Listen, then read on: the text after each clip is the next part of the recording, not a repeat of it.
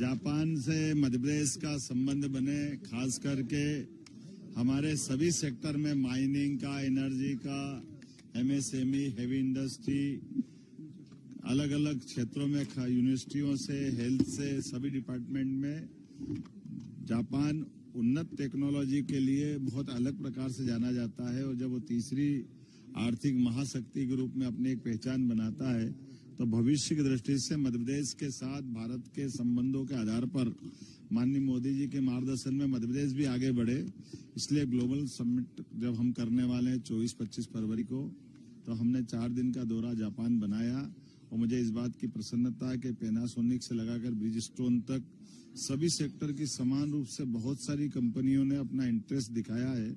और जापान के लोग भारत में खास करके गौतम बुद्ध के कारण से भी उनका आत्मीय संबंध है। हमारे लिए भी वो एक तरह से एशिया का प्रथम देश भी है। और अतीत के काल से जापान से हमारे रिश्ते सदैव बहुत मजबूत रहे। कभी किसी भी पार्टी की सरकार वहां रहे या यहाँ पे सरकार रहे, लेकिन जापान हमेशा हमारे मित्रवत भाव से हमारे साथ जुड़ा रहता है। एक अलग बात है कि जापान के अंदर हमारा उनका संबंध, चूंकि अंग्रेजी भाषा को वो कम पसंद करते हैं, उनकी मूल भाषा पे ज्यादा ध्यान देते हैं। ऐसे में जापानी भाषा सिखा करके कई सारे मित्रों को यहाँ से हम जापान में रोजगार के लिए भी, उनकी बौद्धिक क्षमता के हिसाब से भी उनको दे सकते हैं। और जापान की टेक्नोलॉजी को अपना करके मध्य प्रदेश भी बहुत आगे बढ़ सकता है।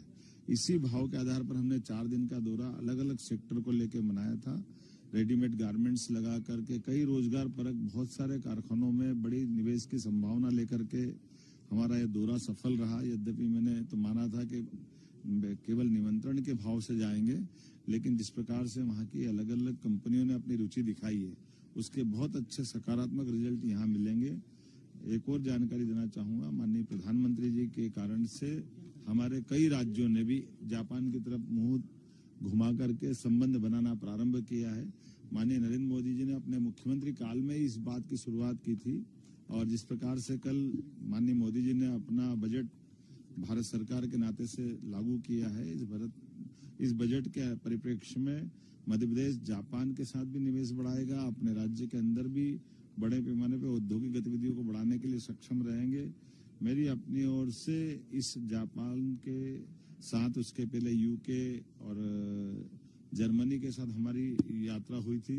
ग्लोबल इन्वेस्टर समिट के नाते से हमारे लिए स्वाभाविक रूप से दायित्व बनता है कि भोपाल में होने वाली इस पहली बार की ग्लोबल इन्वेस्टर समिट को सभी प्रकार से इसकी आशा अपेक्षा के हिसाब से खरा उतरे। मुझे पूरा भरोसा है कि ये इन्वेस्टर समिट अभी तक के सारे रिकॉर्ड तोड़ेगी।